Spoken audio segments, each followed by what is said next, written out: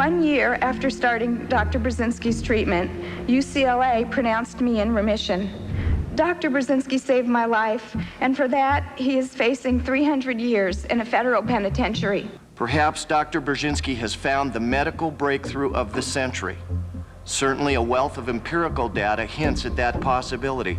But how will we ever know if the FDA succeeds in quashing it? The FDA has raided Dr. Burzynski's clinic enough times now that they should have been able to prove any legitimate charges they may have had against him.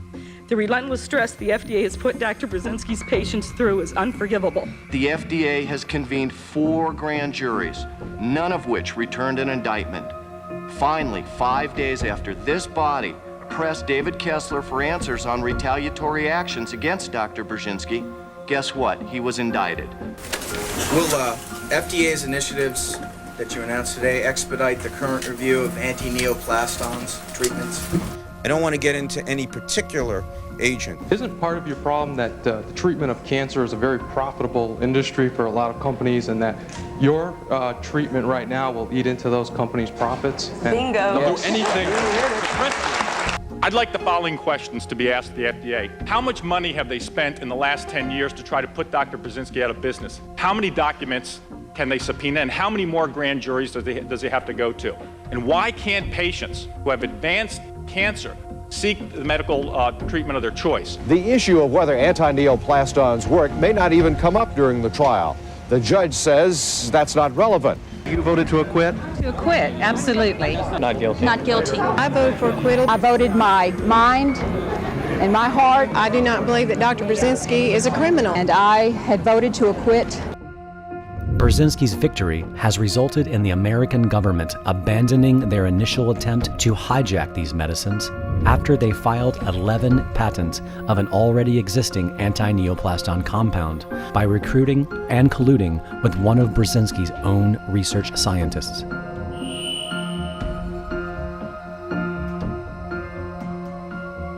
Now entering a new chapter, and against all odds, antineoplastons have successfully completed a series of Food and Drug Administration sanctioned Phase 2 clinical trials. Now the therapy is about to be tested in what's called a Phase 3 trial, a massive experiment involving potentially hundreds of brain cancer patients worldwide. Dr. Stanislaw Burzynski is presently the first and only scientist in United States history to enter the federal drug approval process for a proprietary cancer therapy without any financial support from the American government, the pharmaceutical industry, or the cancer establishment.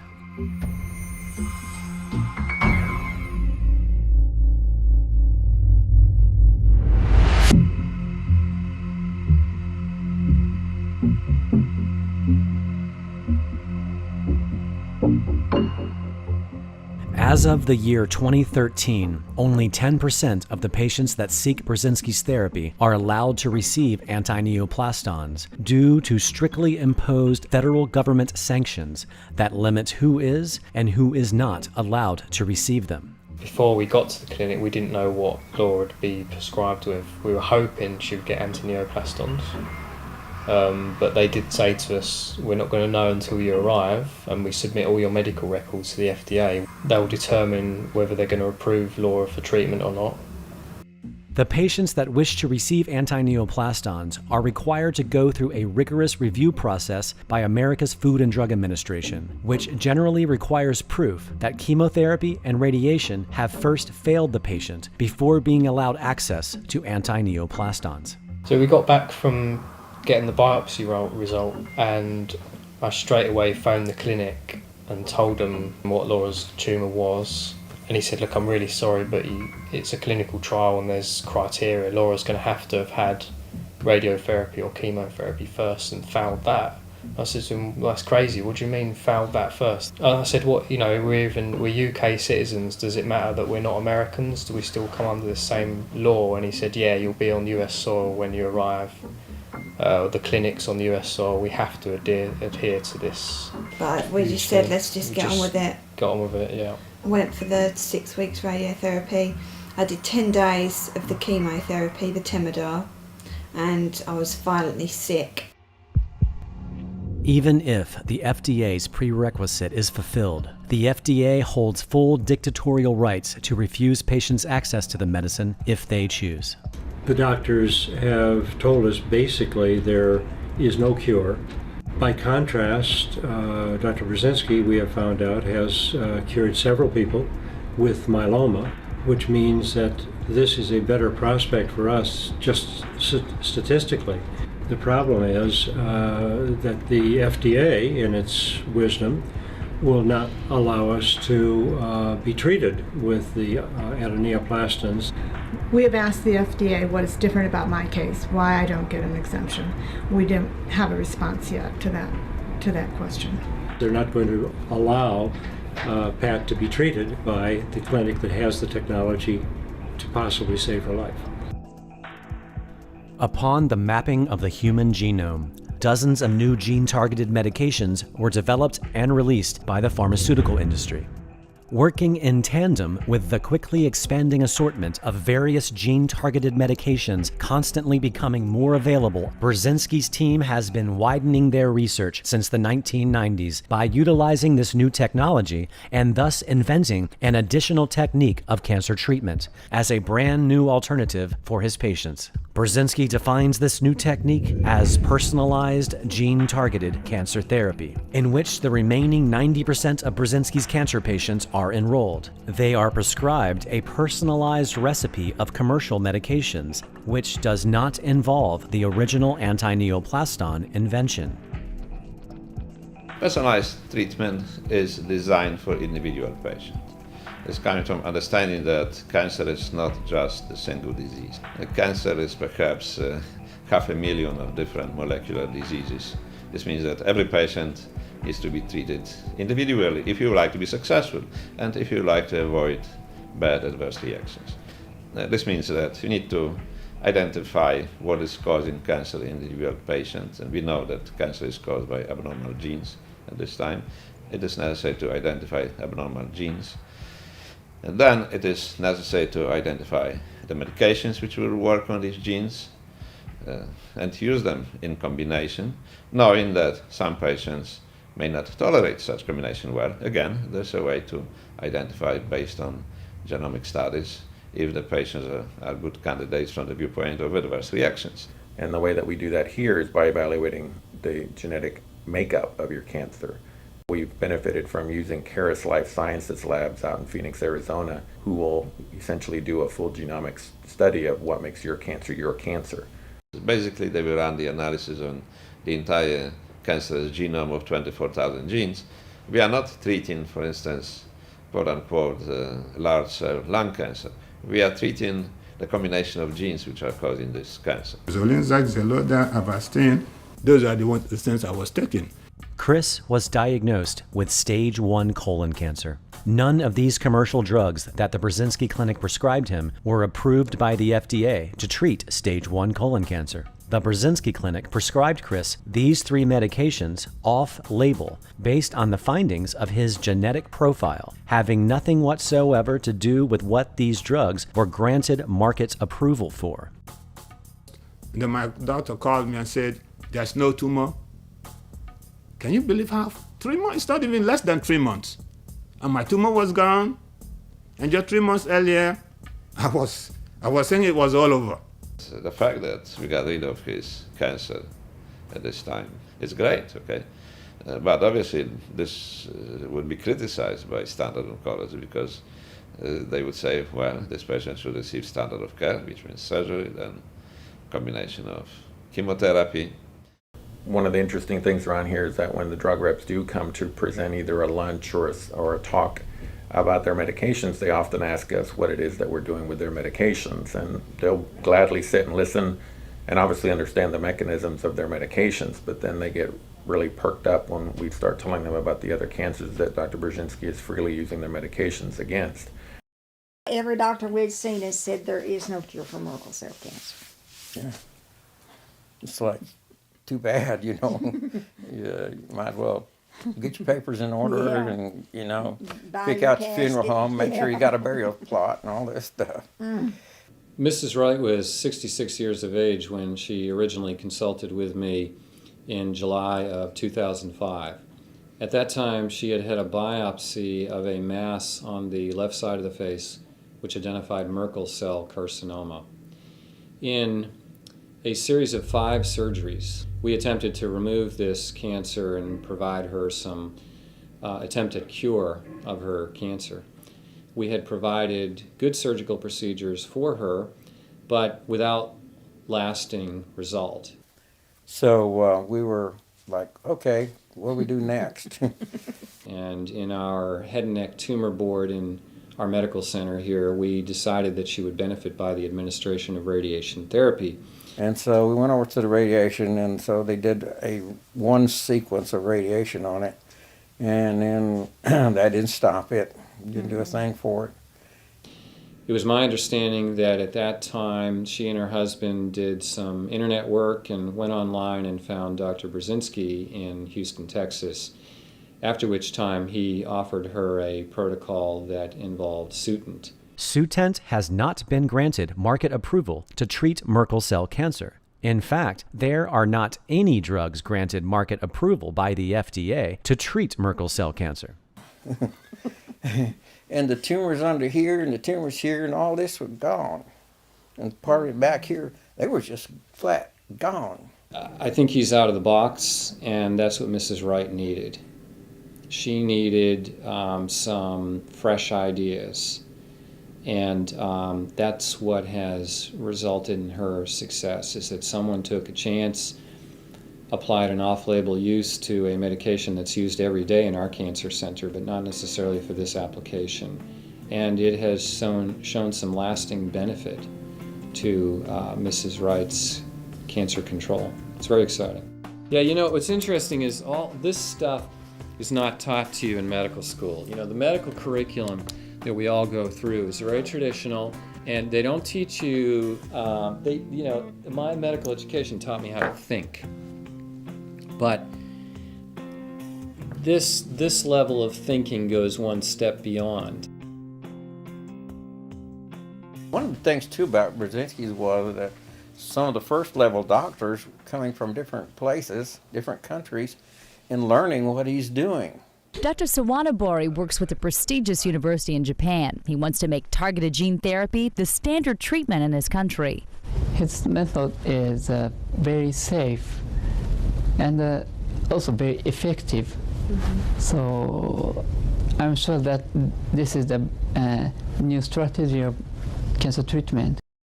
The doctors here, before we left, said I had to have hospice. He was committed to a wheelchair or the bed. He could not breathe at all without constant oxygen. When we left, Mark was able to walk. He had no oxygen. He was a completely stable individual. He was no longer dependent on everything. He's been on it for about a month or so, and I mean, he looked completely like a different person. He was not in the wheelchair anymore. He was off his oxygen, he was walking, he looked like he's gained weight, you know, all the bulky lymph node that you can see from far away in his neck, where they were almost completely gone. And he just looked good, and he really felt good as well. That's and great. He was not having much really toxicity at all from that regimen. In terms of nausea, vomiting, low blood counts, he was just doing very, very well. And after we are confident that the patient is doing well, there are no side effects, and there are some initial signs of improvement, the patient can return home under the care of the local oncologist. Looking back into the whole thing, you know, I definitely did not recommend them to go to the Burzynski Clinic at the beginning. You know, I did not know much about it. I didn't know exactly what they were doing over there. And, you know, we're all trained in a certain fashion. You know, we follow FDA-approved chemotherapy and FDA-approved regimen. But after I've seen what he has gone through at the Burzynski Clinic, and you know the kind of response he's had, I've certainly changed my mind and my opinion about it.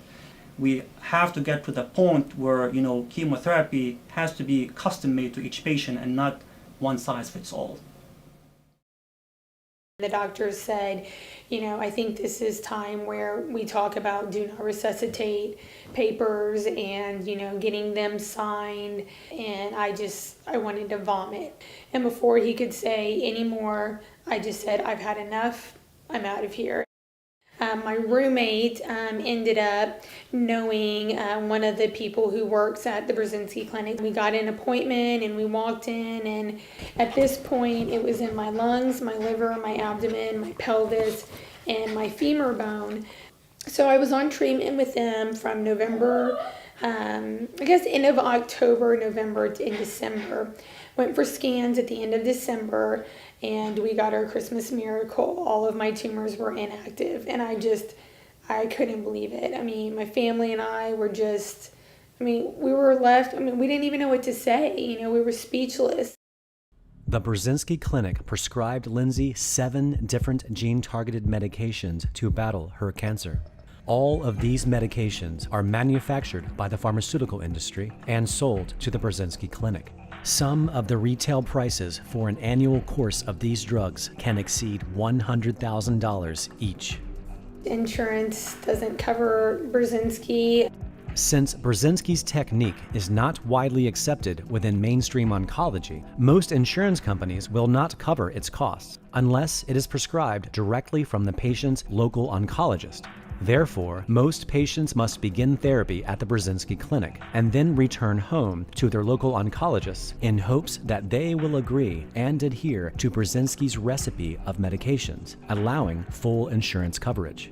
I wasn't in a financial spot to be able to afford that, and the Burzynski Clinic tried to find me other options. So I had a recommendation and saw a new doctor who had agreed to follow the same regimen that the Burzynski Clinic was offering me, and get in to see this doctor, and she just wants me to have chemo. Her thought process was, if you're on 7 different medicines, how do you really know what it is that's really working? She thinks it's not approved necessarily for this, so why do it? Let's go back and let's just do strictly chemo. And that's what I'm afraid of, going back and saying, dang it, had we just continued doing what we were doing. It is impossible to know for certain if Burzynski's regimen would have saved Lindsay's life. The only thing that is certain is that Lindsay was declined by her insurance company and her local oncologist the opportunity to find out. If Dr. Burzynski's treatment is so effective, and so many of his patients say that it is, why then is it not used here at MD Anderson, one of the nation's leading cancer hospitals? Simple, say doctors here. It doesn't cure cancer. Well, I don't have any evidence that does, that's for certain. Dr. Mari Markman is head of research at MD Anderson. His claims have certainly not reached the level of acceptance in the medical community. He says there can be lots of explanations why certain patients recover, but to say it's because of Burzynski's treatment, you can't say that, he says. And if there was such proof, if it worked, you'd be all over it. Absolutely. But Dr. Burzynski thinks there may be something else at work. Big institutions may not like being upstaged by an outsider. The doctor at MD Anderson disagrees. On January 19, 2011, MD Anderson Cancer Center announced its acceptance of a $150 million grant for cancer research, calling this grant the largest in its history, to build an entirely new cancer research wing called the Institute for Personalized Cancer Therapy, which will be created to support preclinical research and clinical trials in which a patient's tumor biopsy is assayed for abnormal genes and gene products to select therapy with agents targeting the product of those particular abnormal genes. And since 2011, hardly a month has passed without a newspaper or television story describing this new technique. We're talking cure here. We're not talking management. Right. If you were to have cancer and there was someone else your age, another woman who also had the same type of cancer, the reality is those are two very different cancers still. Right. And we used a one-shot fits-all sort of approach to treat this, but in fact your genetic makeup in your tumor would cause a different sort of treatment to take place. And that's what they're focusing in on. We know how to do that already, they say, to map someone's genome, figure out how to treat them most specifically for them. It is unclear if these announcements are directly due to Burzynski pioneering this method 10 years prior, or if it is simply a coincidence. Either way, there are some paralyzing bureaucratic roadblocks that mainstream oncological centers like MD Anderson have not yet faced when announcing this new direction. Namely, the firmly established 60-year-old paradigm of the scientifically controlled clinical trial. If I had two combinations of pure compound, neither of them by themselves did anything significant, but you put them together and they did something really dramatic, you know, but alone they wouldn't work. It is impossible to get that approved by the FDA because they don't know how to deal with two things at once. They want to deal with a single pure thing. They don't have the mechanism for understanding that. In our current clinical trial structure, a university or pharmaceutical company proposes a new cancer therapy for market to a regulatory government agency. In the United States, this would be the FDA. The proposed therapy first goes through a phase 1 trial to see if the therapy is safe to administer. If the FDA deems it safe, it graduates into a phase 2 trial, which determines if the therapy shows any efficacy. If efficacy is demonstrated, it then enters a phase 3 trial. In a phase 3 trial for advanced cancer therapies, a series of patients who all have the exact same diagnosis are accrued, then split into two groups. Both groups are given the exact same established standard of care, which is generally radiation or chemotherapy, while only one group gets the newly proposed therapy. This is defined as a randomized controlled clinical trial. If the group who received the newly proposed therapy fares better than the group without, the FDA then releases the therapy to the public and it becomes a new standard of care. If you were trying to do the cocktail where you genetically tested people and knew that you had 4 or 5 different drugs, but you knew that this subject needs half as much of that, twice as much of that, the normal amount of that, and you tried to customize this. If you tried to work that through the current system, it just doesn't fit. It doesn't fit the paradigm of what they're used to working with. It's so far outside, I don't think it would work. I mean, I think the treatment would work. I don't think it would work with the system. I don't think you'd be able to get that approved. It is physically impossible to get a personalized regimen approved when our current clinical trial structure is based exclusively on everyone getting the exact same medicines. Each patient would represent their own clinical trial, thus defining each patient's outcome as merely anecdotal. And then the problem comes how to really combine the treatments, use for instance 5 or 6 medications together, if each of these treatments is produced by different pharmaceutical companies which would like to get rid of each other. They are not willing to cooperate with each other. They would like to put out of business each other. So that's why in the United States it will take enormous time to bring this to surface, to bring this to approval. On the other hand, big institutions, big cancer centers, they are very slow. They are tremendously bureaucratic. The project needs to go from one committee to another. It will take forever to approve it. And these are small steps. Many oncologists don't understand how these medicines work. For instance, a year ago we would be questioned, why did you use Herceptin for the treatment of stomach cancer? It has been approved only for the breast cancer. But then now, Herceptin is approved for the treatment of stomach cancer by the FDA. Why? Because it works on the gene which is also involved in stomach cancer. Not in everybody, but in a good number of patients. So what we used, for instance, a year ago was right. So that's a very difficult task. For most oncologists, they don't understand. They treat the name of the cancer. They still don't understand the cancer is caused by the gene. If they would understand that they have a lot of things available to treat patients successfully, this would completely change the outlook of cancer treatment. You may have much more effective treatment now, okay, without waiting for 30 years, whatever. With the available resources, they can already save the life of numerous patients.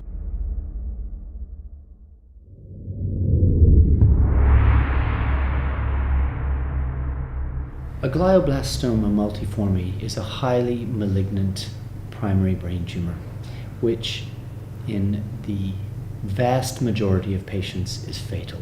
It is incurable in almost every patient. The doctors were very shocked because the biopsy revealed Laura's tumour had progressed from a grade 1 or 2 to now be a grade 4 glioblastoma multiforme. Most of us would consider the average survival to be about 9 to 12 months after diagnosis with what is termed conventional treatment. And conventional treatment consists of surgery, radiation therapy, and chemotherapy. So we then knew at that stage from this meeting that we were in this category of this is terminal, and Laura may not have many months. Months, rather not even a year. I don't know. He was like 16 months old. I tried to detach myself a lot from Jacob and my family and try and go into my own little world. I tried to break up with me. She said that you need to meet someone else, move on, and start like a family with someone else and be with someone who's not ill, like someone who's not got something like this. Temozolomide has given us a further weapon in our fight against glioblastoma by affording patients some extra survival, though this has not been proven to be scientifically significant. She refused to touch it. I remember it came in a big bag, and every night I used to have to open the packets and give her the tablets. And it was like a little ritual, and we both sat there and we were just so against it because we knew how ineffective it was as well. Mm. So it was almost like it's making her really sick. Some people don't survive chemotherapy. What's the point in Laura's last days being in such pain and being so ill for not much benefit, Once conventional treatments failed to stop Laura's glioblastoma brain tumor from growing, they were now released to try the Burzynski Clinic.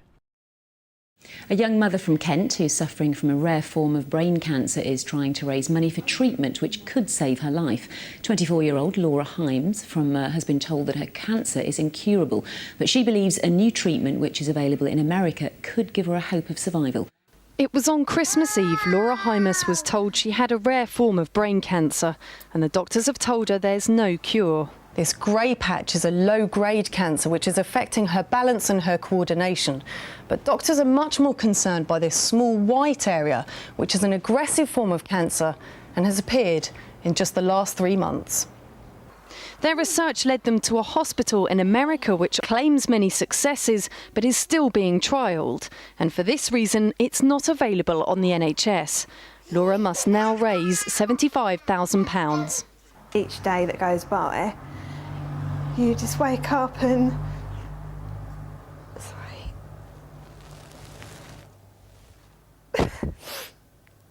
just seeing my son get older every day. It's just really hard because I think, well, how long have I got? Laura and Ben know that a cure is not guaranteed, but they're determined to raise this money if it means there is at least some hope of prolonging Laura's life. Yeah, there was like a lot of websites calling him a scammer, a quack, and the first thing I thought was, well, I don't believe everything I read, so I need to find out what this is all about. So I did some research and found a family in England that had used this doctor, and he told us all about his experience at the clinic, gave us lots of contact details and phone numbers. I'd read for days and days and days about Dr. Burzynski. I'd sit there for hours and hours reading message boards with arguments going back and forth, and to find someone who'd actually been there to like verify it, that was it for us. Even like Laura's parents and some of my friends were saying, this guy's a quack. When I first heard about it, I didn't think it would work because we'd been told that the only outcome was probably 12 months at the best. And you hear so many stories about what they call snake doctors or peddling medicine that is absolutely useless. And I took a lot of convincing. Many months. Many months. Before leaving for Houston, Laura, Ben, and her parents decided to have another meeting with her oncologist to make sure England's National Health Service would continue to cover Laura's MRI scans, blood work, and other medical necessities once they returned home to England. I knew it would be a very interesting conversation because we knew he was against what we were doing, what we decided. So I decided to record the meeting just so that we could refer back to it and listen to it when we got home, because whenever we went to oncology meetings, we'd feel like we were bamboozled, like thrown so much information that you came out and in shock and you didn't remember half of what was said. For legal reasons, we cannot disclose the name of Laura's oncologist or the hospital that this meeting took place. Hiya. Hey, Maura. Hello. These eyes you because I recognise your trendy hairstyle. Hi, Laura. Hi. Hi, Yeah. Hello. Dad. Ben. Yeah. I just wanted to go over what we talked about before, Burzynski, and that you said that you wouldn't treat me after. No. Let's make it very clear. Dr. Burzynski is a person who provides private care in a non-conventional way that we do not quite understand or would condone. What, the epigenetic side of it, or just... A lot of it. It's just not of his Antineoplaston approach, which is still controversial to say the least. I've had patients there who got them cocktails of medication that could have a rationale to work in brain tumours patients, but have never been tried and tested in this excessive combination. You just get Antineoplastons in a clinical trial. If you don't fit the criteria, then you get personalised treatment, which is what you're discussing. Yeah, that's what my patients usually got in the end of the day. What for is the trial. Yeah, but as I say, this is a trial that is currently not supported by the NHS or the hospital. So if you're under the care there and participate in the trials and they want to have regular blood tests, etc., and scans in accordance with the clinical trial protocol, they need to organise for you the blood test and the clinical trial requirements. But they've said we need to make sure we've got a doctor here. Yes, the bid is that if you're under Dr. Burzynski, which is not part of the NHS practice, you cannot expect the NHS as such to pick up the costs associated with that. What I probably would have appreciated was more advice than, I mean, for example, like obviously Laura's care here is palliative.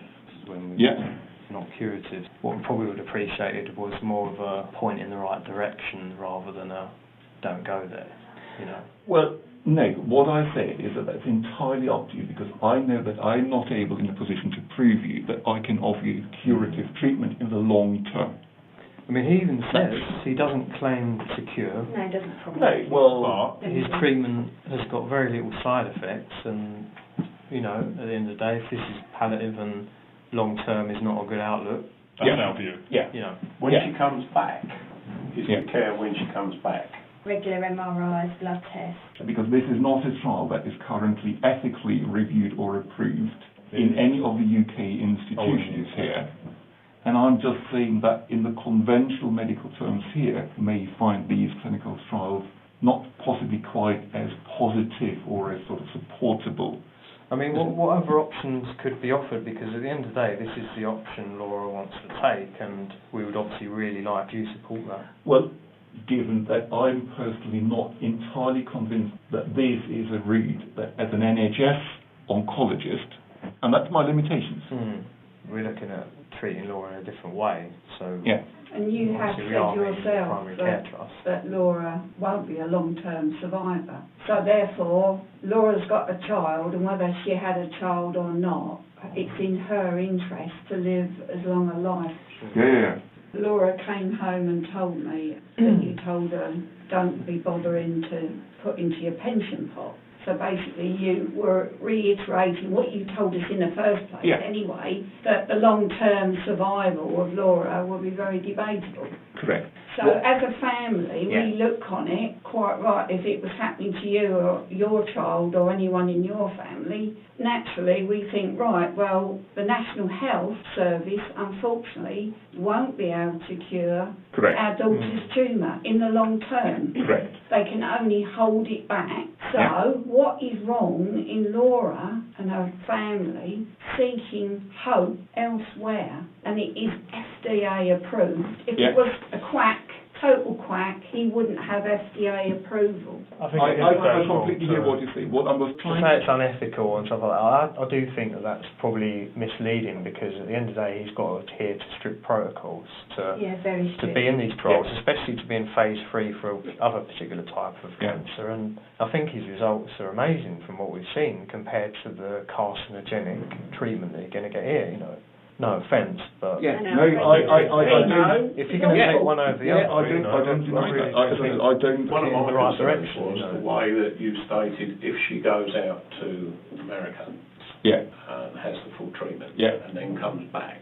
What I cannot support Laura with at that point, if she is under the clinical trial, under Dr. Burzynski, even though I appreciate it's FDA approved, and that's a difficult thing to understand why I may not be quite. But as long as he's under his care, his medical direction, and he manages her, then I wouldn't be able to provide care. If the primary care trust commissioned you to provide her 8-week MRI scans, blood tests, which they'll provide you with what they need results-wise, and also to do a physical health check of Laura every month, I don't see why Aston couldn't provide that provision of care if the PCT has agreed to pay for it. You worked as a doctor. I don't see the understand, because we've got a friend who's been to the clinic 2-3 years ago. She was here Wednesday, she's under your care. She's been to the clinic, she's an ex-Burzynski patient, and she's had great results. She was given 3 months when she was 7, and now she's 11, and she's back at school, So that for us is a positive thing to think about. But also, it's an individual, we understand that. But what I'm saying is, while she was at the clinic, she stayed there for 2 or 3 months, came back to England, and she had an NHS doctor doing all those things for her here. So there is a case where it's happened for someone else. There isn't any consistency. If it can happen for someone else, we request that. I personally have a problem with Dr. Burzynski and the individual care plans that he's been delivering. And if you just into the clinical trial just to get the Antineoplastons, that may be a slightly different bit. So you wouldn't see a problem with a clinical trial? We're just asking for the basic. She should be able to have that care. I'm not very happy with it personally. You can understand from our side, what we're saying is you're delivering palliative care to Laura. We found something which in trial, I understand you don't believe it, or whatever you're on, whatever your views are, we want to do that treatment, we'll pay for it. So I can't see why you would have a problem with that. We do differ in our understanding what is a problem or not a problem. Well, I'm very happy to support Laura to get everything she needs. There are a few things that I personally would not support. And as I said, direct taking advice from Dr. Burzynski about what is needed and required is one of the few things where I personally, me as a person... He'll send you a sheet once a month and he'll say, can she walk? Yes, it's a physical check. The other ones are bloods taken every 2 weeks. You'll get the blood results, which you then fax to the clinic. We're just ordinary, run-of-the-mill people, but we're all the same. No one's better than anybody else, and all Laura wants to do is live as long as she can, because struggling to understand with those facts why you wouldn't, in this circumstance, go outside of perhaps your comfort zone or beliefs to help Laura achieve what she wants to do as a human being. He can't help everyone. Some people go there on their last legs and he can't help them. And they die. You expect me to respect your choice. But we're giving you a very good argument why that's our choice, but I don't feel that you're giving us a very good argument back about why that's your choice. She may get sad news out in America if she doesn't respond to the Antineoplastons, but we want her to have that chance. What if, say, this did work? And, you were helping Laura achieve that by giving her the care here. Wouldn't that be a major positive thing for the medical community? I don't know. I mean, I'm just trying to understand. That's why you do these trials in the US. It is FDA approved. I know. So that must, we are supposed to be friends with America. When would we need to start? If there's progression on the next scan, we can start straight away. If there's no progression, we have to wait a further 4 weeks. Okay. You can't cure Laura in the long run. That's the only way we're looking at it as a family. If we knew that Laura could be cured, we wouldn't be looking elsewhere. Laura would have been costing the NHS X amount of money because of conventional chemotherapy treatments and stuff. You let me know when you need to have your scan. Yeah? You can have a CD-ROM of that diagnostic image. Yeah. Once Laura goes out to America and she's all set up, it will be fantastic if look after Laura when she's back in this country. So obviously we've got no other choice. No. This is what we're doing. Okay. So with your position, are you going to try very hard? Would you like to do it for Laura? Putting aside the Burzynski Clinic, would you like to help Laura? That is not the question. Yeah, well, that is, you took the Hippocratic oath as an oncologist or as a doctor before you trained. Okay, I think we've done what we can do at the moment. Okay? I'll check. You can keep those. I'll check on those up again. I don't think we've finished. You're the top consultant that we can talk to, so we need to know what the... Yes, the norm is at the moment to finish the radiotherapy as planned, and then we normally would only follow you up on clinical grounds on a once about every 3 months basis. You know, I'd be on watch and wait after. When it starts to get big again, what would you do then? Either surgery, radiotherapy is most unlikely to be a suitable option at the time, or further chemotherapy. Would they be very effective? None of the chemotherapies that is available at the moment is long-term effective. So in a way, I mean, for this, it's not really an option. I just think everyone needs at the moment a time out because I feel we're not really making any progress. As I say, it's about her. Oh, I mean, that's great. And then as a personal opinion, you... As a personal opinion, I'll do some work. Okay, that's as far as I can go today. Okay. Thank you. Right, thanks very much.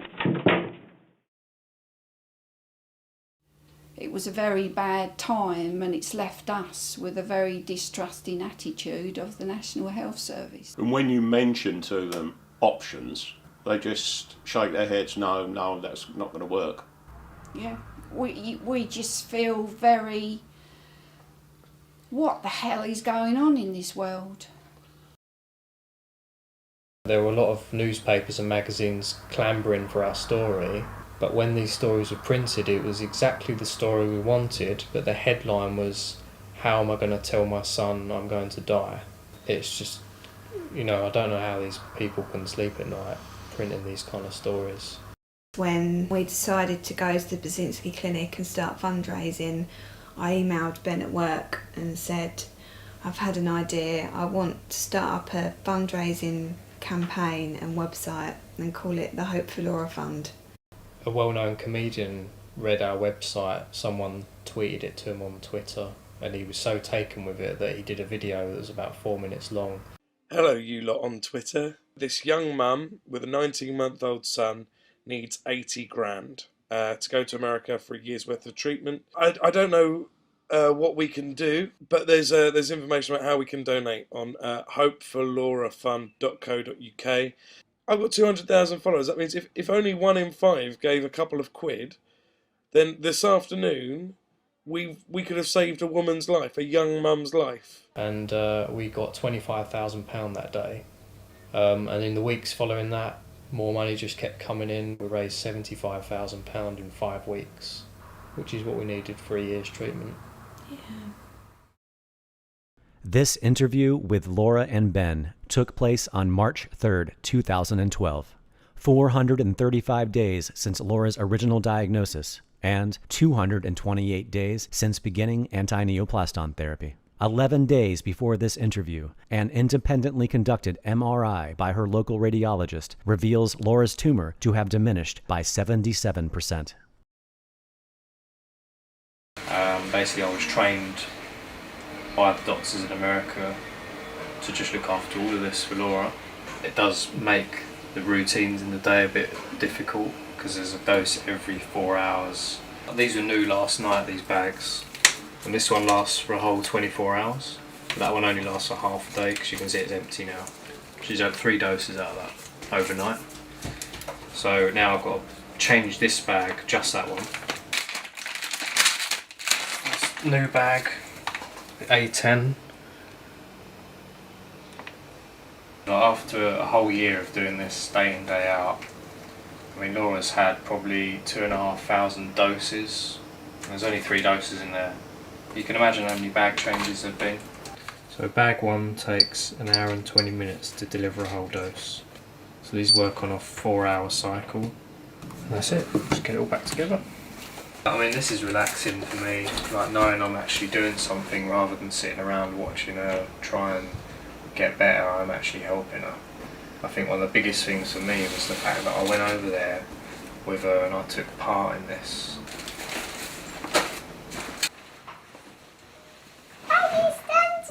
It's actually easier to have it under.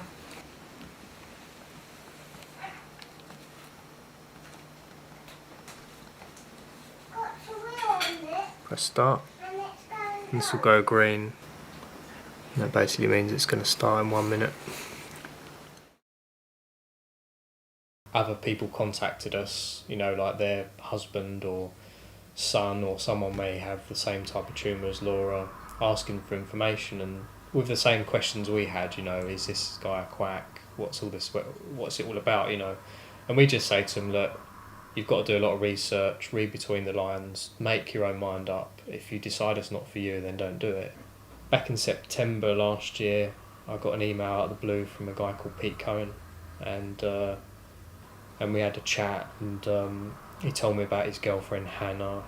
I was rushed to hospital. They thought I might have had a stroke and all manner of things, meningitis, everything. And I was sent down for a scan and it showed a darkening on one area of my brain. And then they advised me that I had a brain tumour. He got most of the tumour out with Hannah talking, moving and conversing normally. It wasn't that scary. I can remember everything, laughing and joking with the nurses, the speech therapist. But anyway, I still had a brain tumour when I came out. Most of the tumours we know that millions of cells remain in the brain and they can be very, very aggressive. In a way, we are providing a setting for a second stage therapy to take place. I started my radiotherapy course around May and that went on to mid-June. And then I went for another scan about 6 to 8 weeks afterwards, and there was still tumour left. We looked at lots of options. The doctors are very limited options. They didn't offer me chemotherapy at that point in time.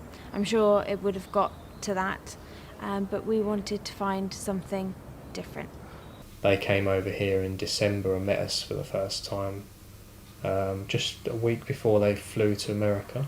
There were so many obstacles in getting her over there, obviously the biggest one being the FDA deciding that somewhere in America, someone looked at her case and decided yes or no. Thankfully, they said yes, but they could have said no. Yeah. Maybe we had a good guy in on the day. Yeah. Maybe he flipped a coin and just went, hey, heads up, we're in. Hi, Daddy. Hello, how are you? Yeah, I'm sorry for ringing so late. That's all right. But I'm ringing with really, really good news. Good, that's what I want to hear. Go on, you tell. No, you tell him. I don't think I can. Go on. Tell me. Come on. My tumour has already shrunk by 10%. You're fucking hell, man. Fuck. That is brilliant. Absolute amazing.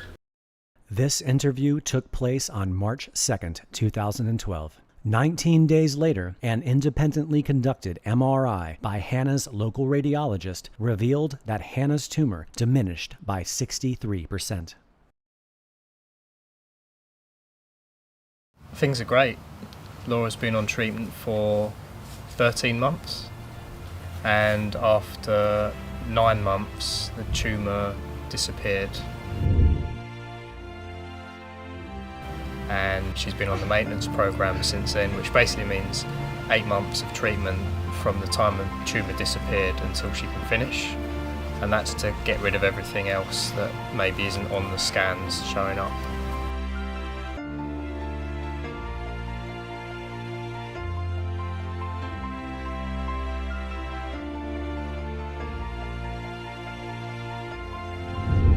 I should finish just after Christmas.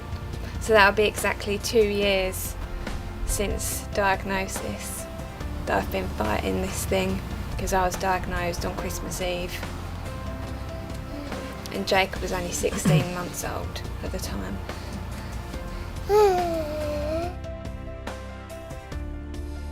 I've got so much more energy. I'm able to get up and down the stairs, simple things like that. Just do normal things like cooking, going out. Like Laura was at home for months without going out anywhere. It's like it's slowly brought me out of this dark hole. There was a point in time where even if I talked about doing something next week with Laura or whatever, just making any kind of plan, she'd feel really angry and refuse to live for the future, just for today and right now. But then she started slowly over time thinking about like next week, the week after, and like we've planned our wedding now, which is next year, so we're thinking about the future without worrying so much.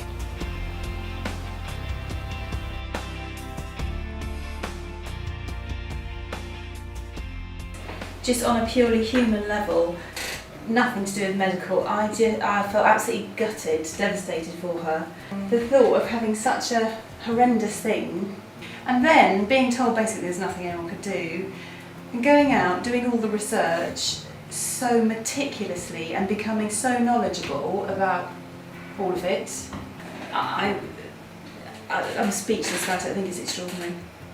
Did you feel uneasy or uncomfortable at all because of the fact that it is experimental and it's quite controversial? No, I mean it's out of, I suppose it's out of my comfort zone to be dealing with something that I haven't really got a grip on and don't understand.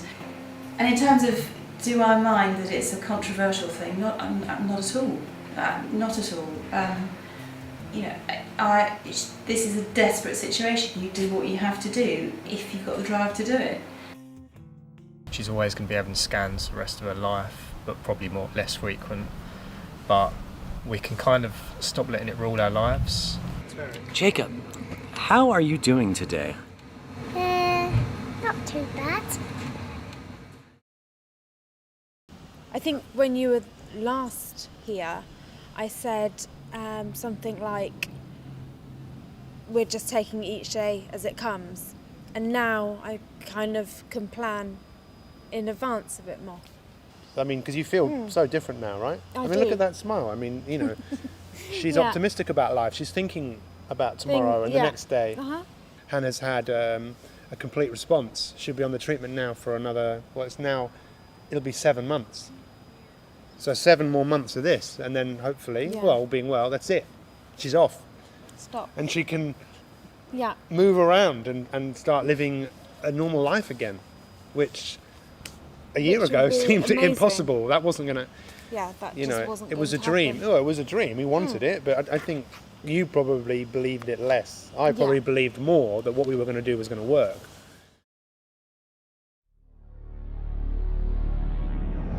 I treat many patients with brainstem gliomas, and brainstem glioma is also a very unpleasant, fatal in almost every case primary brain tumor, and a brainstem glioma in a child is by and large a death sentence.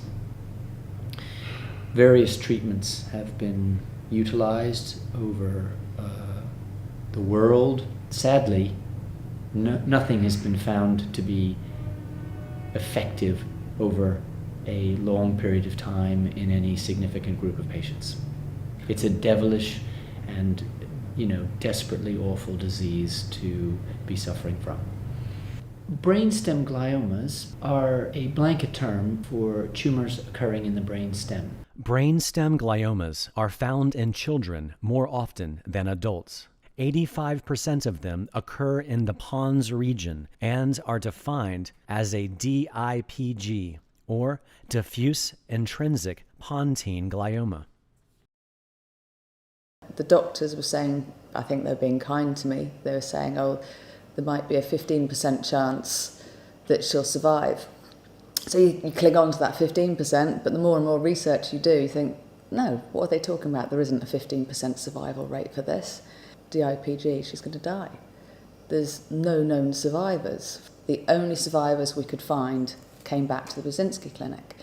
So for me, it was a no-brainer. We either do this or do nothing.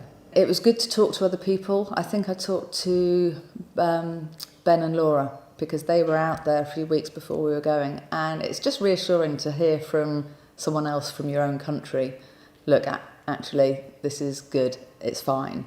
And we got there, the doctors were brilliant. Having gone through all my treatment of breast cancer, I'd met plenty of doctors, so you kind of know who's a good doctor and who's a bad doctor after meeting so many. So as soon as we got there, we thought, right, okay, this is definitely the right thing to do. And we were treated brilliantly. And when we met Dr. Burzynski, the first thing he said to us was, it doesn't work for everyone, and we're working on trying to find out the reasons why it works for some and not for others. And he said, unfortunately, kids who haven't had radiotherapy do tend to do a little better, but we didn't have any choice. Billy was going downhill so rapidly, she had to have radiotherapy. And I'm really happy that, given the outcome, unfortunately, Billy didn't make it, but it's a lot easier to deal with knowing that we did absolutely everything possible to try and save her. When you speak to other parents, you are in this kind of club. The DIPG club, unfortunately, is a horrible place to be, but you learn so much and you get far better feedback and advice from other families than you do from doctors. So you do form very strong friendships. You do feel like you're all in it together and you give each other a lot of support. And there's no bullshit, because who's going to lie or bullshit to you when they're in the same situation with their kid? So I wanted to pass that on to other families. So when Richard Saunders got in touch with me about Amelia, saying this has happened to us, what would you do? He was, I think, really on the edge of deciding, well, maybe we do nothing because that's what the doctors have said. And I felt it really important to encourage him to at least consider Burzynski, because I definitely feel it was the right thing for us to do. So I'm really pleased that they went ahead, and fingers crossed for them. We met 4-year-old Amelia Saunders and her parents in London a few weeks after she was diagnosed with a DIPG. I am the ultimate skeptic, by the way, with everything. And I thought, well, these are real cases of this thing working. And actually, when you're given no choice at all with something, either you try it, and if it's that 1% chance that it works, you've got to give it a go, because otherwise we have a 0% chance. We do have a 0% chance. 6 weeks later, we met the Saunders family in America at the Burzynski Clinic. She's been on treatment for 3 weeks. She's had a couple of little hiccups along the way, but other than that, she's done really well. There were no promises at all, and there have been no promises. There's been no magic wands to say, this is definitely going to work. 5 months later, we visited the Saunders at their home. At the moment, we don't know what's going on. We really don't know what is happening in terms of whether the treatment will actually shrink the tumour at all right now. The only thing we can sort of grasp onto is how she's doing physically and what the scans show. And those scans are the same every single time. Equally, it's not grown, and that's got to be a good thing. I've no doubt that without the treatment, it would have grown, and I don't actually believe Amelia would be here now. We've never ever regretted the decision that we made. We were told originally that we might have a month, 2 months. Between a month and 3 or 4 months. Yeah. I think that was the maximum time they said. To have Amelia here now, starting school, is amazing. Yeah. 2 months after this interview, Amelia's condition began to deteriorate, and her parents decided to discontinue antineoplaston therapy. Amelia passed away with her parents by her side on January the 6th, 2013.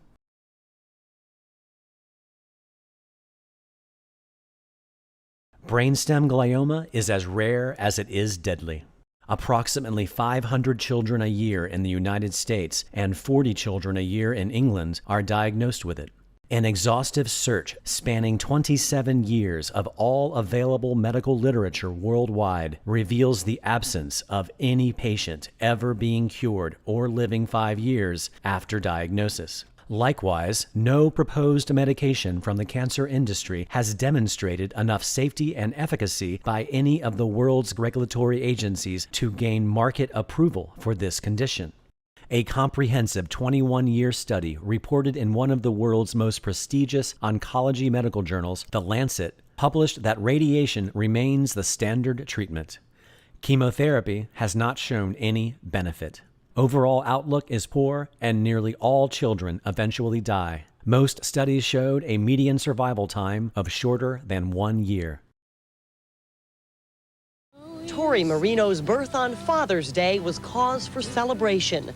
But as she grew, her parents began to notice something unusual about her. So Kim Marino and her husband Roman took their 7-week-old baby girl to a neurologist who told them she had an inoperable brain tumor and wouldn't live more than 6 weeks. I mean, that left us with, okay, this is what we're faced with. We will come home, we will bring her home, and just love her daily, you know, while she's here. And so Tori began taking steroids to reduce the pressure on her brain. The drugs have left her swollen.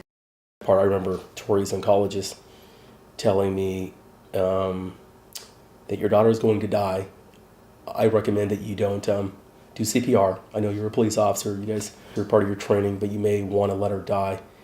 And I have her death certificate ready to go. It just needs to be signed. But they refused to give up hope, and they sought out an experimental gene therapy treatment that's never been tried on someone so young. They'll leave their home in Garden Grove this weekend for a journey that could save their daughter's life. It's the first day of experimental gene therapy treatment that could reduce a large tumor in her brain. The medication will be pumped into her body 6 times a day for the next 6 weeks and will gradually increase in dosage. But the #1 concern for little Tori's doctor and her parents is if there's enough time to save her. You know, even if she makes it to her 1st or 2nd birthday, I'd be overjoyed. Doctors in Texas told baby Tori's parents the cancerous growth is so large, pressing on the baby's brain, they can't believe the little girl is able to eat or move her arms and legs.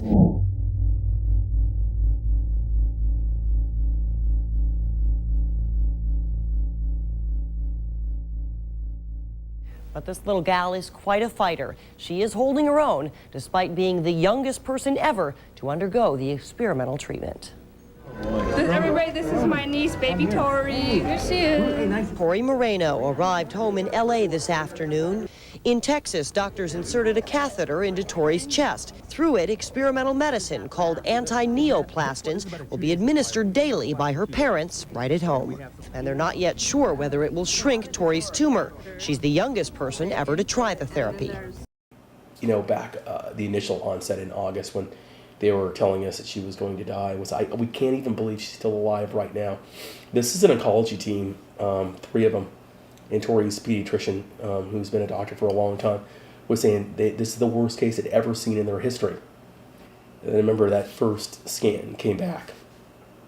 I think we started in October, and by December, it was the first time you got a chance to look at something.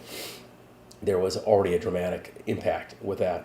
And not only that, to take those scans to an outside doctor going, okay.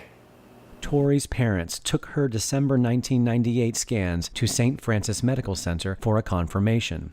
The scan at the start of antineoplaston therapy was dated October 13th. St. Francis also described Tori's tumor in greater detail, noting that it was within the pons region, almost completely replacing it, and extending out beyond the brainstem itself. They noted the subsequent scan dated December 10th. The tumor appears to have decreased in size. They summarized that comparisons between the October 13th and the December 10th scans suggests an approximate 20 to 25% decrease in the size of Tori's tumor. And then a couple months later, it might have been 2 or 3 months later, we saw an additional reduction. The doctors, I remember even in California, the oncology team was still baffled. They were still making excuses. And I was starting to see through that clearly now, saying, wow, what is the big issue with this guy's successful? And I almost like some professional envy or something like that. I go, wow, okay. I was just baffled at the way they weren't giving Dr. Burzynski all this credit for this. And they were talking about spontaneous remissions. And I go like, what? I've already done the homework with that. Spontaneous remissions in a brainstem glioma, those don't happen. And I said, do you know who Dr. Burzynski is? Well, I've heard of him. And I said, he's in Houston, Texas. He deals with Antineoplastons. Well, I don't really know much about it. I remember talking to the doctors going, well, I'm a police officer. I don't save lives for a living. And I know a lot about it. My suggestion is that you do some research with this Dr. Burzynski. I was baffled that they didn't take some time to get to know this doctor that was saving lives in Houston, Texas. But as we continued to go through there, we saw, an ability for Tori to possibly live. We didn't feel like we were even out of the woodwork, going, okay, well, this stuff shut off, well, it stopped working. And so it wasn't until about maybe 6 months into it that we started feeling comfortable. Like, our daughter's going to get a chance to live. Here she is celebrating her. We've had 14 birthdays now with her when they were saying, she wouldn't make it to her first. So. Unfortunately, I obviously was too young to remember any of it, but when people ask me that, I unfortunately don't have a lot of information to give them, but it's my story, it's part of me, it's made me who I am, and I think it's a really, really cool story. A 2006 scientifically peer-reviewed report published in Pediatric Drugs reported the results of 2 phase 2 antineoplaston clinical trials for children with diffuse brainstem glioma. A total of 40 children were treated, and an average of 25% of them lived beyond 5 years, while competing phase 2 and phase 3 clinical trials using a combination of radiation and standard chemotherapy showed 0 survivors. In 2012, America's National Cancer Institute likewise began publicly citing and acknowledging one of the phase 2 peer-reviewed antineoplaston clinical trials for brainstem glioma. As of 2013, there have only been 2 medications to ever be approved by the FDA for malignant brain tumors: Temodar in 1999 and Avastin in 2009, though neither of them demonstrated enough safety or efficacy to reach FDA approval for a brainstem glioma. Nor were either of these drugs required to enter a multi-center randomized phase 3 trial before being FDA approved for market.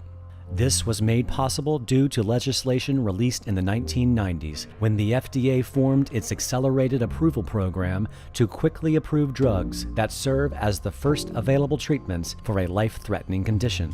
Instead of requiring evidence of clinical benefits, such as survival, FDA will rely on objective evidence of partial response, such as tumor shrinkage, as an initial basis for approval. This will allow us to rely on smaller, shorter studies for the initial approval of cancer drugs. Temodar first received accelerated approval for anaplastic astrocytoma brain cancer based on a single-arm phase 2 study of 54 patients. 12 of the patients responded, with 5 of these patients having a complete response, though the overall survival time was 15.9 months.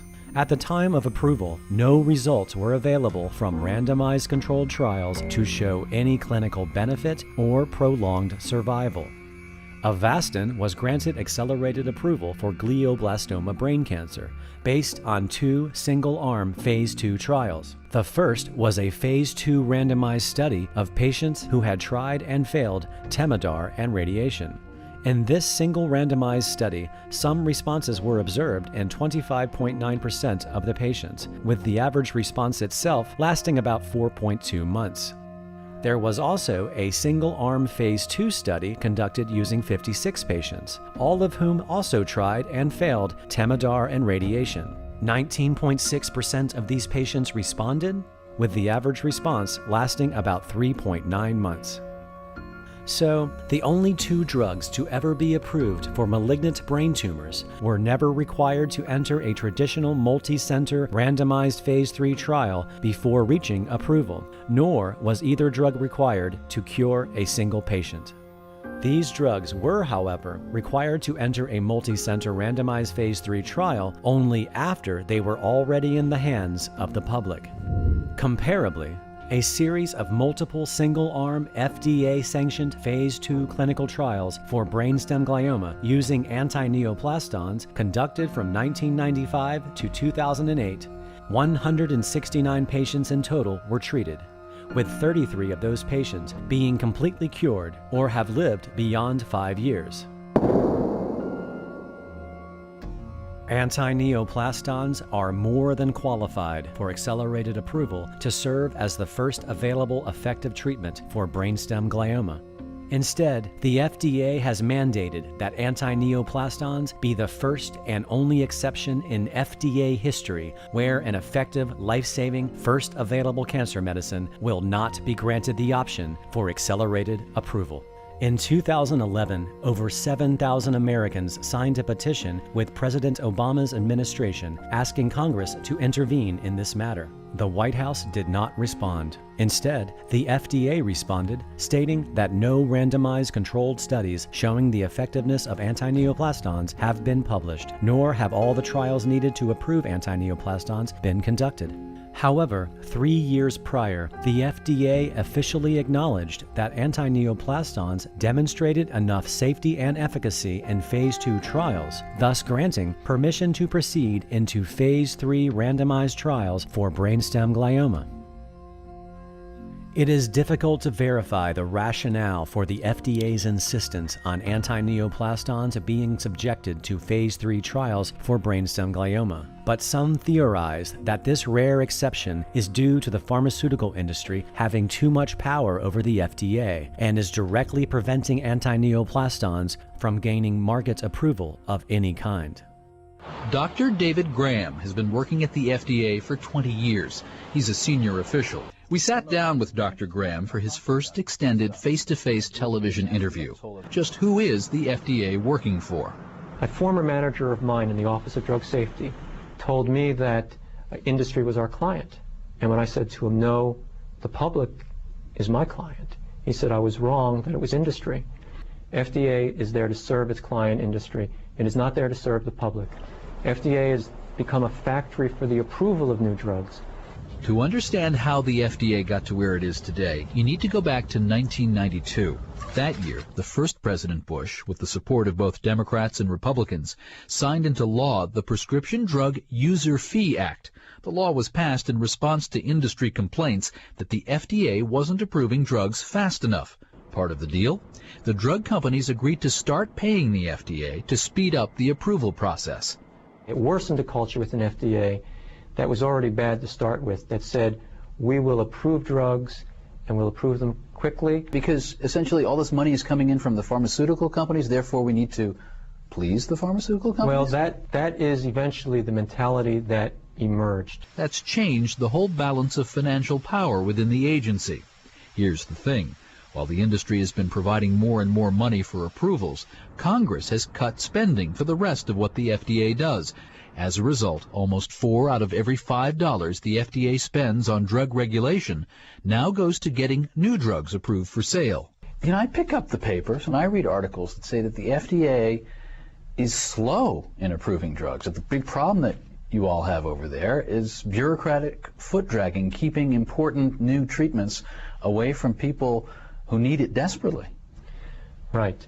That is a complaint. I think where that complaint originates from is probably from the pharmaceutical industry. It's not true, though? I mean, even the cases of a drug that might be necessary to help someone's cancer from progressing. Well, let's put it this way.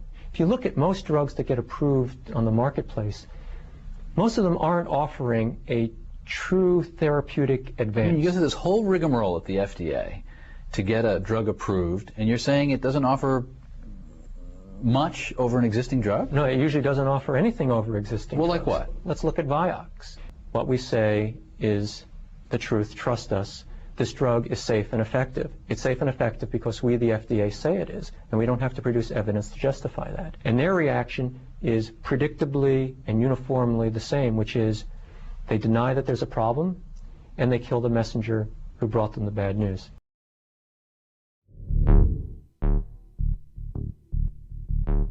If the FDA released antineoplastons to the public to treat brainstem glioma, it would in turn also allow any cancer patient with any type of cancer diagnosis to also have the option to receive antineoplastons from their local oncologist under the FDA's category of off-label use. And this is a very common kind of business practice on all kinds of business, is you try to push out the competition. And because bringing a drug to market takes $400 to $800 million, they're going to try to minimize any competition. And that could be, competition can be on a lot of levels. This is pretty normal in all facets of business. They want to remove competition in any way that they can that's legal, or maybe not quite so legal.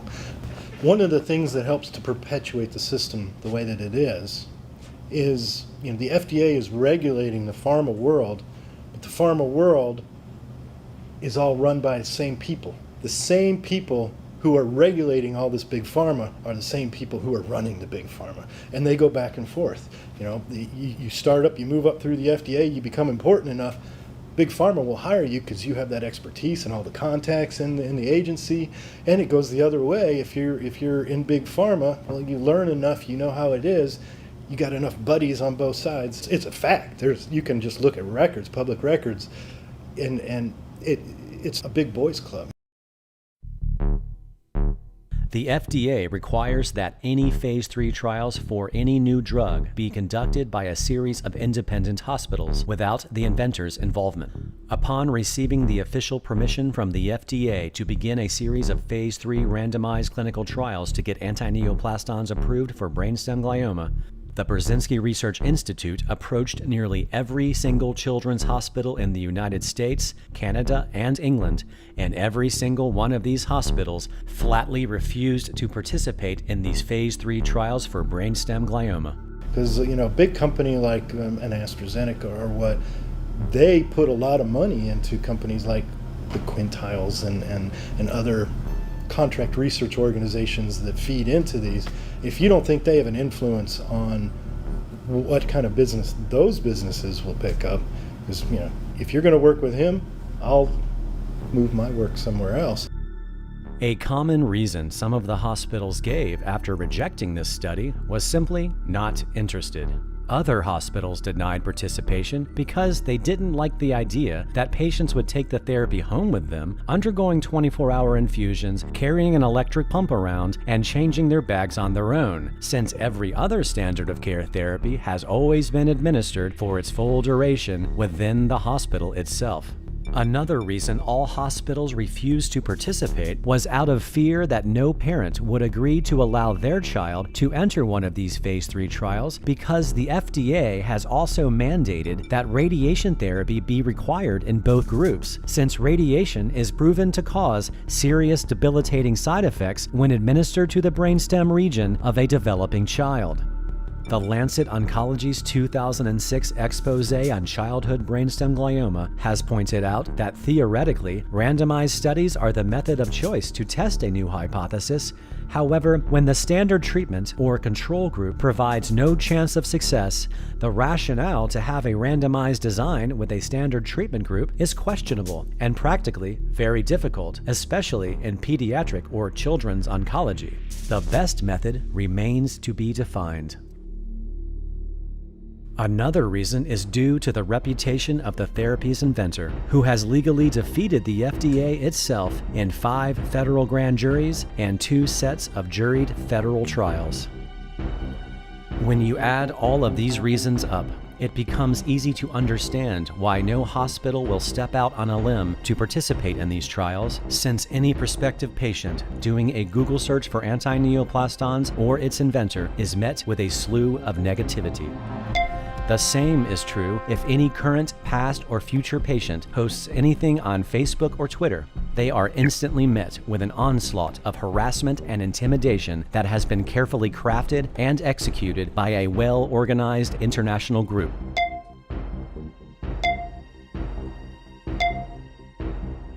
Who call themselves the Skeptics. they're hidden behind that keyboard so they can say whatever they like, and they're probably paid by the pharmaceuticals, and I'm sure they're in hock with the governments, with people that, you know, make a living out of being skeptics, to keep everything suppressed. You can't dare have the truth come out, because that would be... Because it would cost the government too much money. Yeah. I've been working for the last couple of months with some fairly big names in the skeptical movement, and people you'd be surprised who'd be working on the same team to combine forces, legal teams and budgets, and we're going to bring Burzynski a present on his birthday. Booyah. The FDA needs to step up and stop participating in this transparent, ongoing scam by no longer approving patients who want to participate in his unpromisingly imaginary trials. People who want to step up and protect these patients can do something very, very important, and that's write about this man and about his clinic and his treatment, Antineoplaston. We need to saturate the normal channels by which people come to him with better information. And I can't think of a better reason to do it than to see that Burzynski is widely exposed and ridiculed as the unproven kind of a quack that he is. Quite frankly, when you talk about people at their last-ditch efforts to fight cancer, especially children, it's really difficult not to look like a heartless, cynical skeptic. I know it doesn't sound good to the people who are there right now. They're funding his future campaigns of deception, and that's what we're trying to stop. My time is better spent warning the people who don't believe yet, and the people who are, in Burzynski's camp can stay in his camp, and I'm not going to try to dissuade them, but I am going to try to dissuade him from recruiting any more customers. Absolutely. Absolutely. He's going to be hearing from us, the Polish sausage you.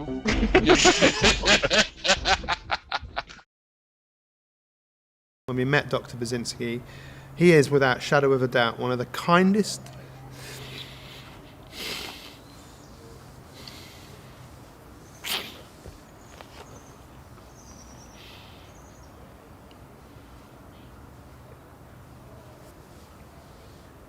it's just ridiculous. All these people in the world that think this man is a crook or a charlatan, they don't really know what's going on. They haven't looked into it. They've just heard or read something. You know, we spent 7 weeks there. Yeah. And if that guy's a fraud, then he's the biggest fraud. It's the biggest scam ever. And there's a really strange relationship that he has with his patients. It's almost a fanatical devotion to him above all reason. Something that you see a lot in cults. What a cult does, it brings people in and makes them dependent on the cult for something. And you see that being repeated over and over and over in the patient testimonials. There's seriously a cult of personality around the leader. It really does feel a lot like a sort of death cult. We've had some therapy because of everything we've been through, like understandably everyone would, When I started my side of the therapy on my own, I was actually quite shocked to find that everything I was talking about, like how stressed I was and just how I couldn't switch off all the time, was all to do with the fundraising and the stress of trying to raise money while people were trying to stop us raise money. And I think one of the most stressful things, obviously apart from Laura being ill with cancer, the second most stressful thing was trying to deal with all this criticism, really. I mean, it's come close to like tearing our lives apart, to be honest. We've had an 18-month-old son to look after, and we've got these people basically telling Laura she should just die. Forget choosing anything else. Yeah, one actually did say that as well, or wrote it in a message board, that I should just accept that I'm going to die. Burzynski adopts none of the risks that any other researcher adopts. Charging terminal patients up front. A common skeptic criticism of the Burzynski Clinic is charging money for the therapy up front before the treatment begins, since insurance companies generally refuse to pay for it. we ended up getting our insurance company to pay. I can't mention the name of the insurance company because we're forced to sign a gag order. Burzynski staff was paid, under the table. When we had to sign this gag order, I'm thinking, wow, they're going through all these steps to sit there and have to conceal that they're paying for something that they got forced to pay for to maybe save a kid. In 2008, the Wall Street Journal published an expose explaining how nonprofit hospitals such as MD Anderson Cancer Center asked one patient for $105,000 in cash before admitting her. MD Anderson's vice president of finance said, "Asking patients to pay after they've received treatment is like asking someone to pay for a car after they've driven off the lot." You see a lot of people saying, well, the reason why he can't do his trials is because it costs $200 million to do a trial. I don't know where they're getting that number. And that, he's not getting any external funding, so he has to charge people out the nose. And that's just not how it works. It's really difficult for people to understand about paying for something yourself. So when we found out how much the Burzynski treatment was, yes, it's a lot of money. But if you put it into context of chemotherapy, we met someone at a clinic in Texas whose daughter was having chemotherapy, and their medical bill, which was covered by their medical insurance, fortunately, was $800,000 for the month. So when you think that the Burzynski treatment is $10,000 a month or less, then it's relatively cheap. But it's just difficult for people to get their heads around actually paying out of your own pocket. The Skeptics have hijacked and locked the Wikipedia page on the Burzynski Clinic, blocking all neutral contributions in their efforts to sway any prospective patients from considering this therapy. The only neutral information found in this entry is Burzynski's date of birth and prior medical education. The skeptic responsible for this article also compiles and publishes death lists of previous patients, most all of whom were children who died of brainstem glioma. He then republishes the lists on various websites, giving the illusion that they are coming from more than one source.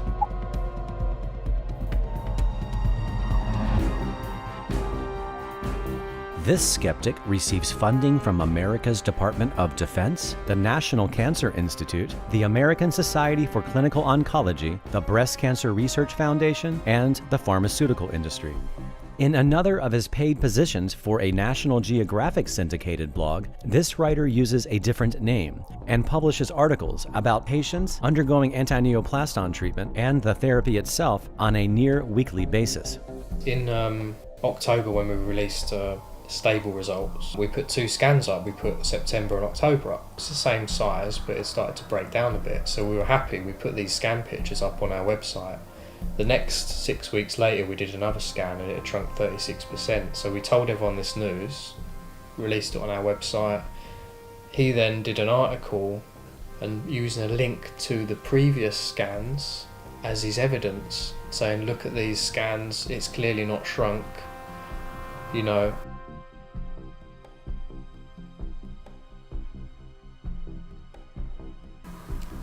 He's lying to them.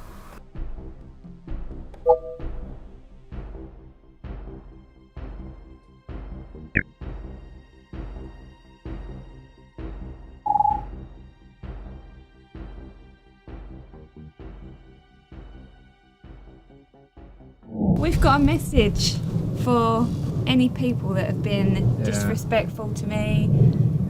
Try to stop tell people. You what to do. Yeah, try to stop people donating to me to help me get better, so I can see my son grow up. I want to tell you all. Basically, stick your noses out of our business. Yeah, and fuck off. And fuck off.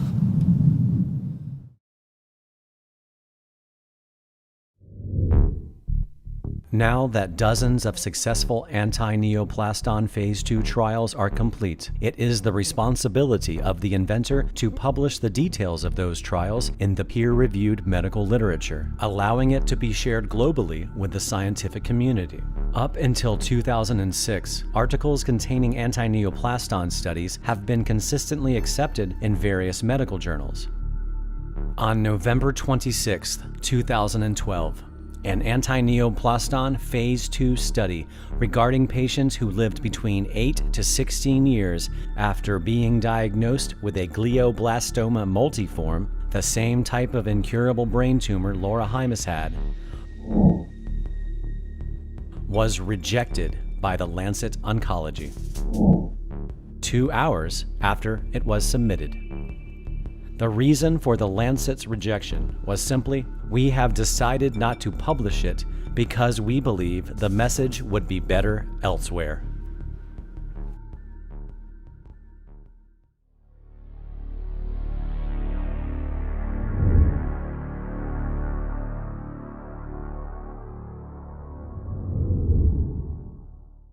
The most common argument from medical scientists who dismiss all cases of people cured using antineoplastons as being merely anecdotal comes from the absence of any randomized controlled clinical trials. Science must be born in doubt. An anecdotal event produces scientific mind. Anecdotal is very important, but if you report anecdotal, doesn't do anything good. It's not persuasive. It's not convincing. That's why we did the randomized study. The motivation why we started this research on antineoplaston for the last 27 years. We did not believe Dr. Burzynski blindly. We would like to see very much the effects of antineoplaston by our own eyes in our own ways. We did the phase 1 study first. We would like to know how much dose the patient could tolerate. We use antineoplaston A10 and AS2-1 injection formula and oral formula. In the 43 patients, about 50% of patients are responding to this combination therapy with antineoplaston A10 and AS2-1. We published this result from the phase 1 clinical study. Since we found the better response in the cancer of the liver, we decided to concentrate our study on liver cancer study. And we moved our research to phase 2 clinical trial. We found that the AS2-1 could obviously prolong the disease-free interval and overall survival. So we moved to the prospective randomized clinical trial. In this study, we subjected the liver metastasis from colon. We divided the patient into 2 groups randomly in control and antineoplaston treated group. 30 patients in antineoplaston group and 33 patients in control group. And in antineoplaston group, we add antineoplaston A10 injection for 1 week, AS2-1 capsule for at least 1 year, in addition to the intra-arterial hepatic infusion of 5-FU. In control group, about 50% of the patients lived around 36 months. In antineoplaston group, 50% of the patients lived about 70 months. So it's, obviously the antineoplaston makes it longer, about double. The scientific community invented the randomized study for not only excluded the anecdotal data, they are avoiding the bias. This has been done in Kurume University Hospital, completely independent from any other institute. Where we are not given advice from Burzynski either. This is the way the scientist should be.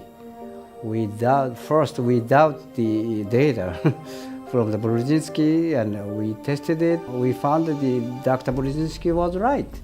It's not obviously anecdotal anymore.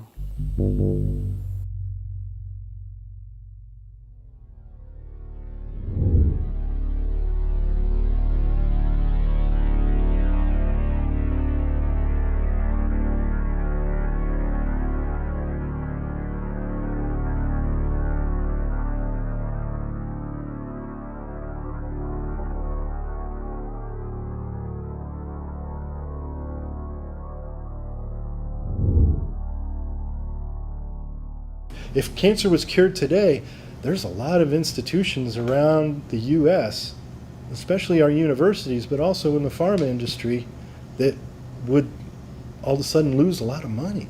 And with the NIH, the university gets matching funds to keep the buildings and all the other things that, so universities especially that are into cancer research, they don't really have an incentive to find that cure, because then it all dries up.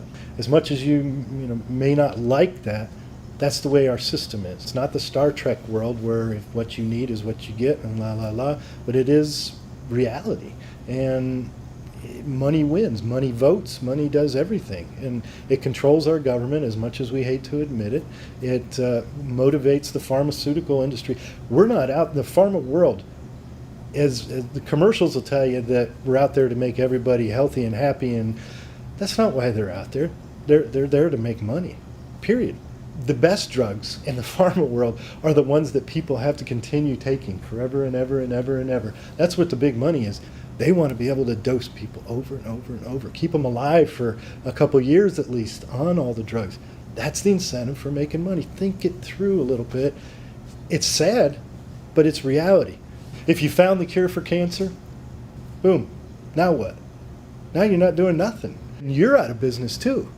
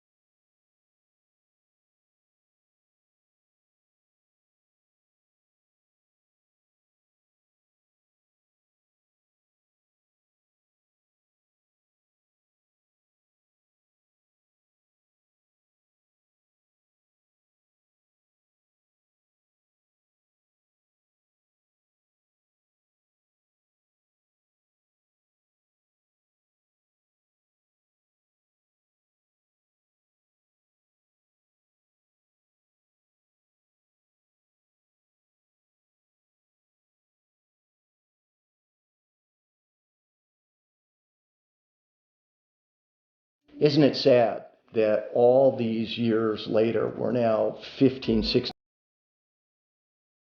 and it's deja vu all over again. This is all a rehash of what they did in the 90s. We worked night and day to organize the patients. Without this treatment, my son will die. To get the congressional hearings underway. Out of 52 cases of that disease ever, no one died cancer-free, just Chrissy. So she didn't die of a terminal illness. She died because there's a government institution that disseminates false information and is not looking out for the welfare of the people. If it weren't for the efforts of our group and all of the patients who contributed their time, their effort, and their money, Dr. Burzynski might not have survived the trial, and he would be rotting away in a jail cell today. There's got to be a way to level the playing field that does not favor the Mercks and the Bristol Myers and the large drug companies. There should be a system developed where we can encourage innovative research that's being done by the sole practitioner, the sole researcher. That's the problem. Let's look at medical breakthroughs. In 1920, Banting and Best, or Banting up in Canada, had discovered insulin and had this idea that if insulin could be given to a patient with diabetes, type 1 diabetes, it would cure the condition. Within 2 years, Eli Lilly had insulin in drugstores. Let's skip another 20 years. Pneumonia was a scourge until Fleming discovered penicillin. Now penicillin was used, pneumonia left. We haven't had a medical breakthrough in 50 years because today medical breakthroughs put at risk the entire financial underpinnings. If you have medical breakthroughs that replace therapies that are failing, then the profits and the cash flow of those therapies that are failing is lost and lost forever. So that is the biggest barrier to Burzynski or anybody else that brings on a therapy that is superior to what is done today. Hence, we haven't had any major medical breakthroughs for the last 50 years. So what do we have? We have this outreach of awareness. We got people running around with all kinds of colored ribbons saying that I am aware of breast cancer. We got football players wearing pink shoelaces, increasing awareness of breast cancer. There was no movement to increase the awareness of diabetes. There was no movement to increase the awareness of pneumonia. There is no need for any movement to increase the awareness of any disease. You got a serious disease in your culture, you are aware of it. And what awareness doesn't do, it doesn't cure the disease. It's not going to lead to the cure because today, virtually every serious disease has a huge vested interest in the therapies that people are paying money for that fail. So everything is locked. But when you come across with something that cures cancer,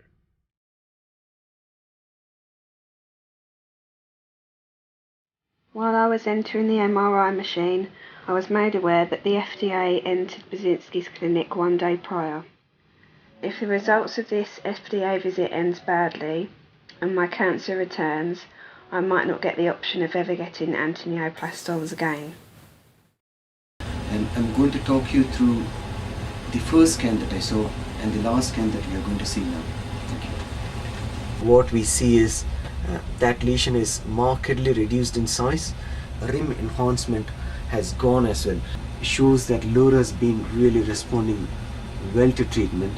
Okay. There is no sign of residual disease at all. That's great. I can't imagine a world where other people will not have the privilege that I have had. The privilege to have their life saved by a new technology that can cure cancer. It's terrifying.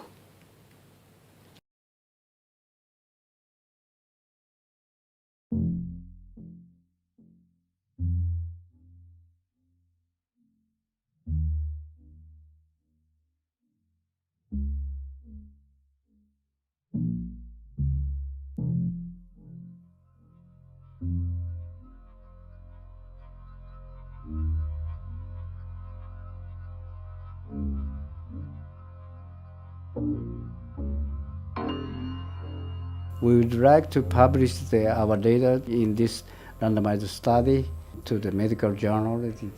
I hope the big medical journal will accept our experience, we have done in the past 27 years. Yeah, I hope it was.